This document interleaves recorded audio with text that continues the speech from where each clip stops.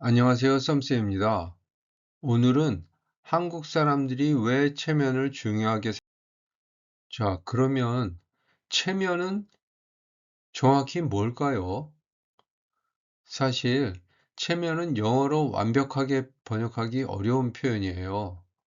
보통은 saving face, social image 같은 말로 설명하죠. 하지만 한국의 체면은 단순히 pride, ego만 의미하지는 않아요. 오히려 다른 사람들이 나를 어떻게 볼까?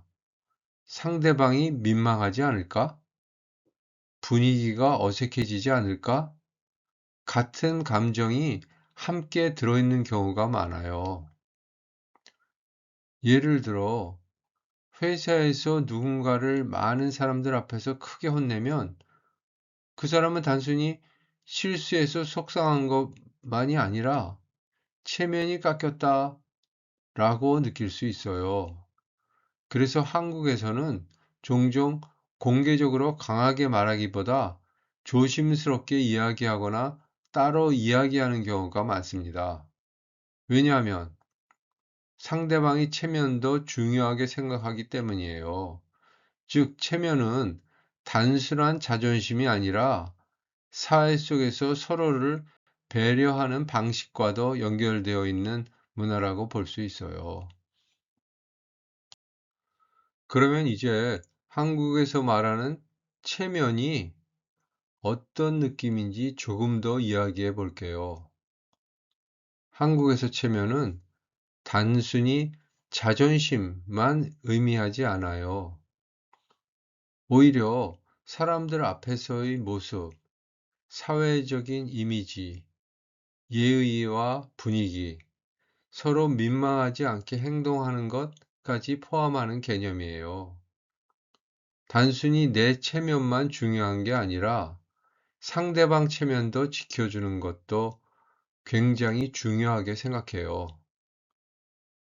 그래서 한국에서는 종종 나도 민망하지 않고 상대방도 민망하지 않게 하는 것이 중요하게 여겨집니다.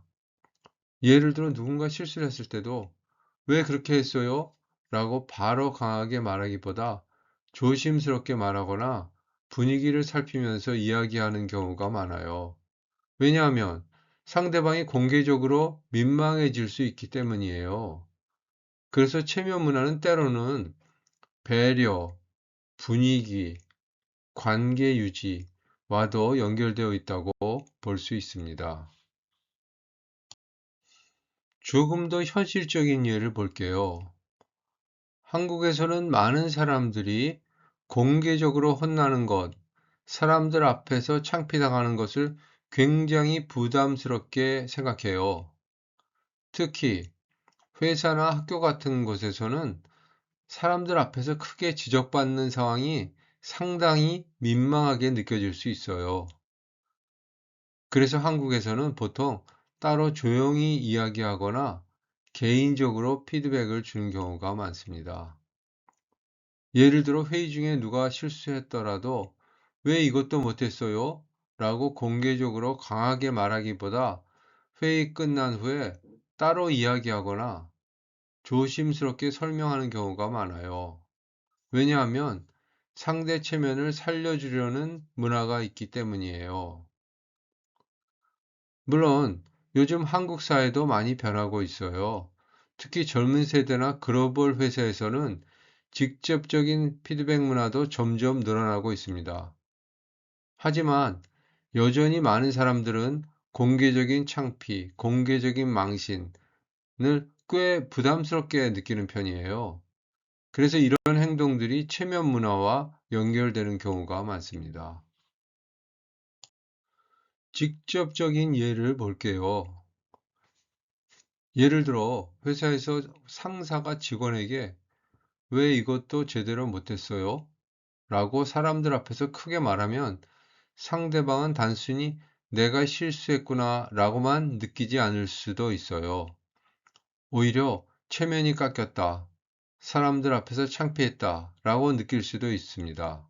특히 한국에서는 다른 사람들 앞에서 공개적으로 지적받는 것 자체를 굉장히 부담스럽게 생각하는 경우가 많아요.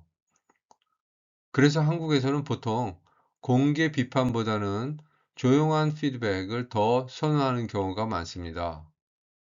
예를 들어 회의가 끝난 후 따로 이야기하거나 메신저나 개인적인 대화로 조심스럽게 피드백을 주는 경우도 많아요. 물론 이런 문화가 항상 좋은 것만은 아닙니다.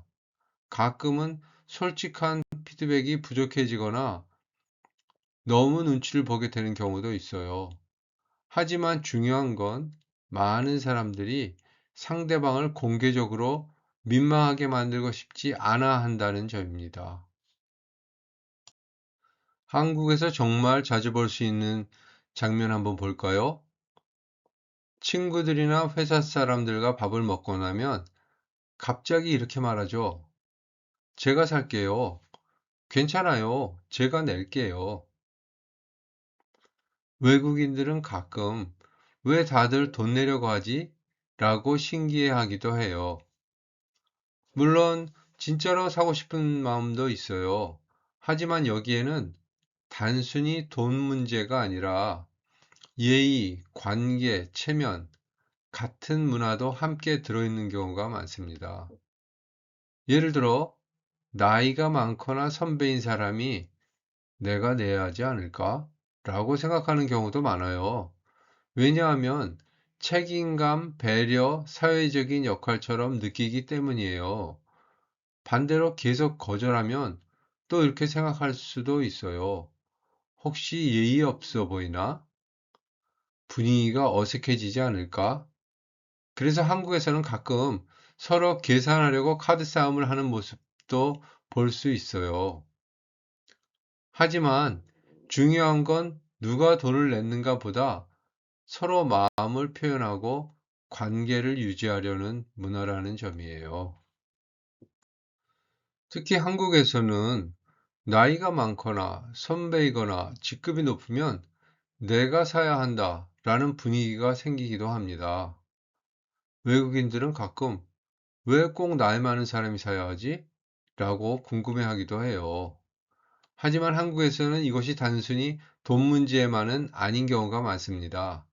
오히려 책임감, 배려, 사회적인 역할을 보여주는 행동처럼 느껴질 때가 많아요. 예를 들어, 부모님이나 선배가 밥을 사주면서 잘 챙겨주고 싶다, 내가 책임지고 싶다, 라는 마음을 표현하는 경우도 많아요.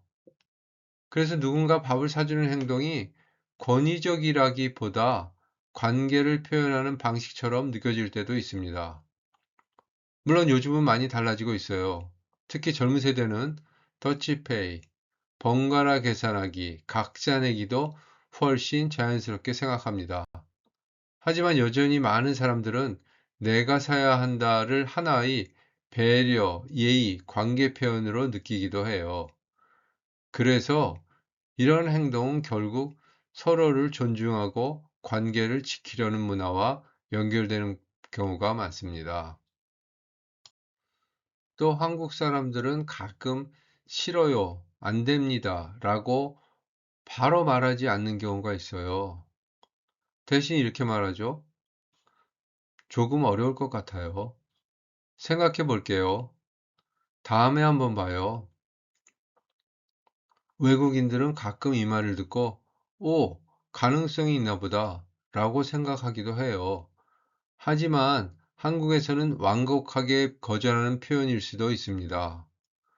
왜 이렇게 말할까요? 그 이유 중 하나도 바로 체면, 분위기, 관계와 연결되어 있어요. 만약 바로 싫어요 라고 말하면 상대방이 민망해질 수도 있고 분위기가 어색해질 수도 있다고 생각하는 경우가 많아요. 그래서 한국에서는 종종 부드럽게 말하거나 간접적으로 표현하는 방식을 선택하기도 합니다. 물론 이것 때문에 오해도 생겨요. 특히 외국인들은 그럼 된다는 거야? 안 된다는 거야? 라고 헷갈리는 경우가 많죠. 그래서 한국 문화를 이해할 때는 단어 자체보다 분위기, 표정, 말투, 상황을 함께 보는 것이 중요합니다.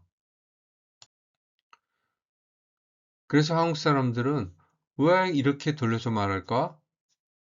라고 생각하게 만드는 표현을 자주 사용해요. 그 이유 중 하나가 바로 상대 체면을 지켜주기 위해서예요. 만약 너무 직접적으로 말하면 상대방이 민망할 수도 있고 분위기가 갑자기 어색해질 수도 있다고 생각하는 경우가 많아요. 예를 들어 누군가의 부탁을 거절해야 할 때 싫어요, 안 돼요 라고 말하기보다 조금 어려울 것 같아요. 생각해 볼게요. 다음에 한번 봐요. 처럼 부드럽게 표현하는 경우가 많죠.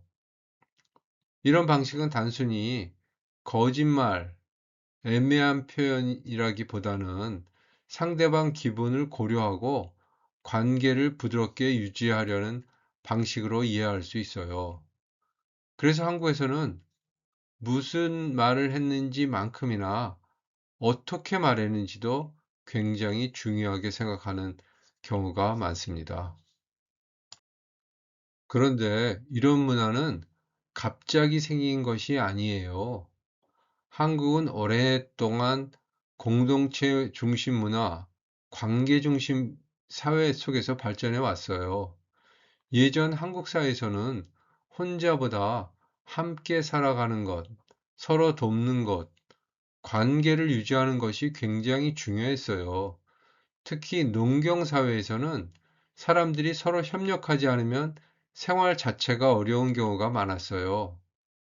그래서 자연스럽게 조화, 분위기, 관계 유지를 중요하게 생각하는 문화가 자리 잡게 되었습니다. 또 한국은 오랫동안 유교 문화의 영향도 많이 받았어요. 그래서 예의, 역할, 관계의 균형을 중요하게 생각하는 경향이 생겼죠. 이런 배경 속에서 사람들은 자연스럽게 내 기분만큼이나 다른 사람이 어떻게 느낄까를 중요하게 생각하게 되었어요. 그래서 체면 문화도 단순히 자존심, 허세만 의미하는 것이 아니라 관계를 부드럽게 유지하려는 문화와 연결되어 있다고 볼 수 있습니다. 그래서 이런 문화 속에서는 사람들이 자연스럽게 다른 사람의 반응, 분위기, 상대 기분을 많이 신경 쓰게 돼요.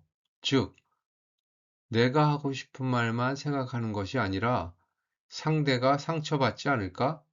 분위기가 어색해지지 않을까? 내 행동이 예의 없어 보이지 않을까? 같은 부분도 함께 생각하는 경우가 많습니다.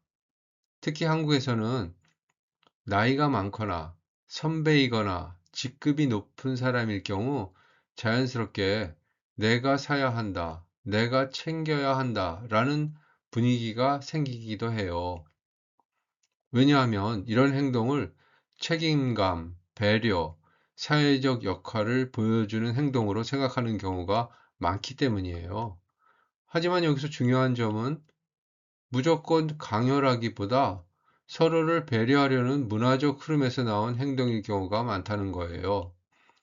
물론 때로는 이런 문화가 부담이 되기도 하고 오해를 만들기도 하고 거리감을 느끼게 만들기도 해요. 그래서 한국 안에서도 조금 바뀌어야 하지 않을까? 라는 이야기도 계속 나오고 있습니다.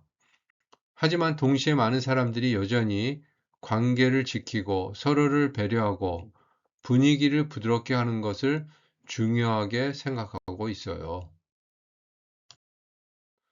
지금까지 이야기한 것처럼 체면 문화는 때로 부담스럽게 느껴질 수도 있고 답답하게 느껴질 수도 있어요. 하지만 동시에 좋은 점도 있습니다. 체면 문화는 사람들을 하여금 상대를 배려하게 만들고 예의를 중요하게 생각하게 만들며 공개적인 충돌을 줄이는 역할도 해요. 예를 들어 한국에서는 사람들이 너무 직접적으로 공격하지 않으려고 하고 상대를 민망하게 만들지 않으려고 하고 분위기를 부드럽게 유지하려고 노력하는 경우가 많아요. 그래서 어떤 상황에서는 체면 문화가 관계를 오래 유지하기에 도와주고 서로를 존중하는 분위기를 만들고 갈등을 줄이는 역할을 하기도 합니다. 즉, 체면 문화는 단순히 남 눈치 보기, 허세 문화만이 아니라 서로를 존중하고 배려하려는 문화와 연결되어 있다고 볼 수 있어요.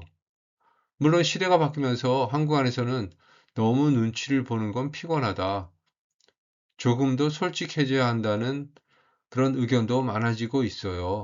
하지만 여전히 많은 사람들은 관계, 분위기, 배려를 중요하게 생각하고 있고 그 흐름 속에서 체면 문화도 계속 존재하고 있습니다. 물론 체면 문화에는 좋은 점만 있는 것은 아니에요. 단점도 존재합니다. 가끔 사람들은 남 눈치를 너무 많이 보게 되거나 솔직한 표현을 어려워하거나 스트레스를 받는 경우도 있어요. 예를 들어 어떤 말을 하고 싶어도 이 말 하면 분위기 이상해질까? 상대가 기분 나빠할까? 내가 이상하게 보일까?를 너무 많이 고민하다 보면 오히려 자기 감정을 표현하기 어려워질 수도 있습니다. 특히 한국에서는 남들이 나를 어떻게 볼까?를 중요하게 생각하는 문화가 있기 때문에 때로는 지나치게 눈치를 보게 되거나 심리적인 부담을 느끼는 경우도 있어요. 그래서 최근에는 한국 안에서도 조금 더 솔직하게 말하자, 눈치를 너무 많이 보지 말자, 내 감정도 중요하다 라는 이야기가 많이 나오고 있습니다. 즉, 체면 문화는 장점도 있고 단점도 있는 아주 복합적인 문화라고 볼 수 있어요. 중요한 것은 좋다, 나쁘다로 단순하게 판단하기보다 왜 이런 문화가 생겼고 사람들이 왜 중요하게 생각하는지 이해해 보는 것이에요. 하지만 한국 사회도 계속 변하고 있습니다. 특히 요즘 젊은 세대는 체면보다 솔직함, 눈치보다 진짜 감정을 더 중요하게 생각하는 경우도 많아지고 있어요. 예전에는 분위기를 맞추는 것, 참는 것, 조심스럽게 말하는 것이 더 중요하게 여겨졌다면 요즘은 점점 자신의 감정을 솔직하게 표현하고 건강한 관계를 만들고 서로 편하게 이야기하는 것을 중요하게 생각하는 사람들이 많아지고 있습니다. 예를 들어, 싫으면 싫다고 말해도 괜찮다. 눈치를 너무 많이 보지 말자. 내 감정도 중요하다. 같은 이야기들이 자연스럽게 나오고 있어요.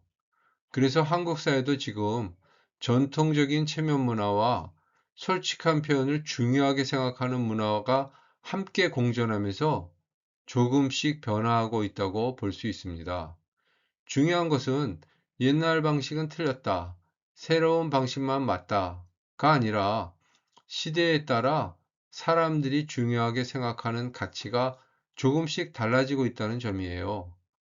그래서 지금의 한국은 관계와 배려도 중요하게 생각하면서 동시에 솔직한 표현과 개인 감정도 중요하게 생각하는 방향으로 천천히 변화하고 있습니다.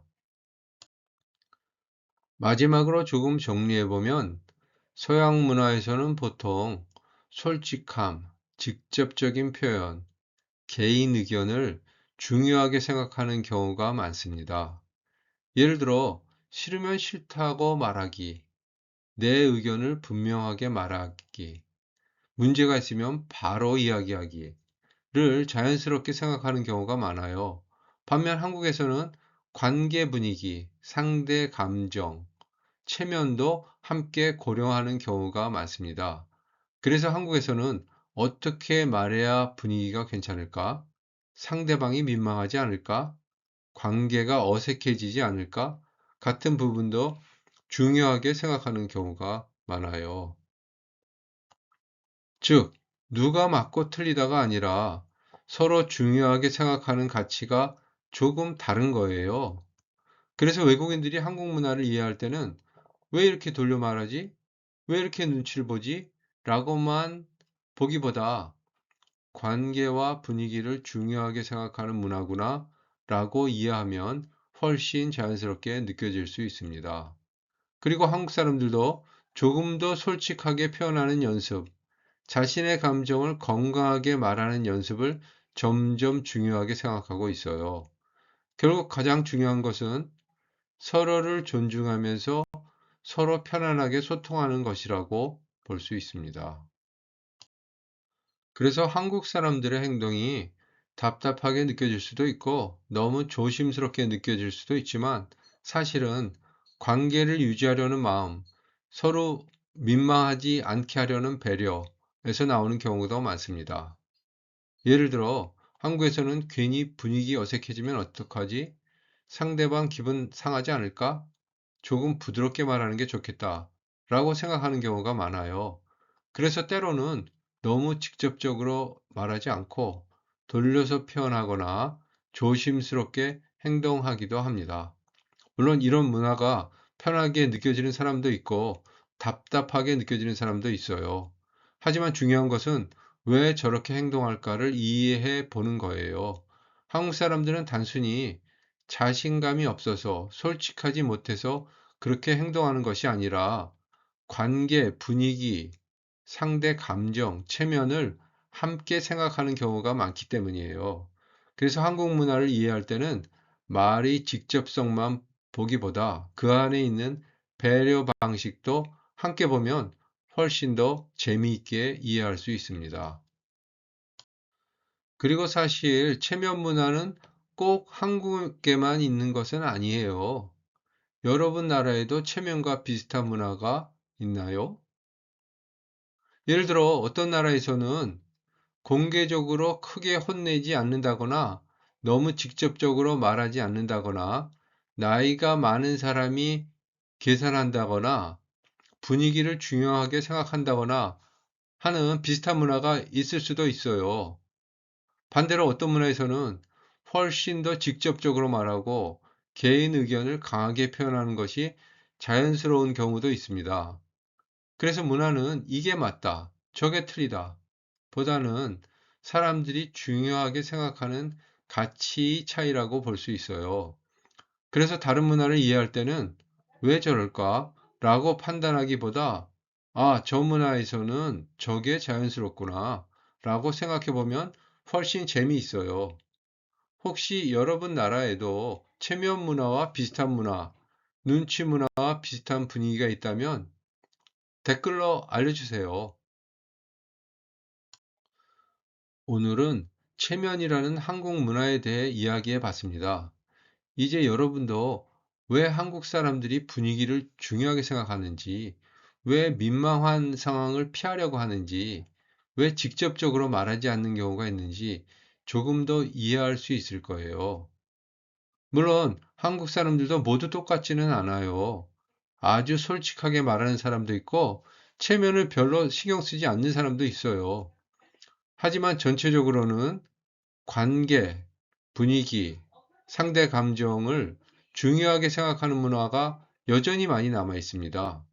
그래서 한국 문화를 볼 때는 왜 이렇게 답답하지? 보다는 이런 문화적 배경이 있구나 라고 보면 훨씬 재미있게 이해할 수 있어요. 여러분 생각은 어떤가요? 여러분 나라에도 비슷한 문화가 있나요? 혹시 한국에서 체면 문화를 느낀 적이 있나요? 댓글로 여러분 생각도 알려주세요.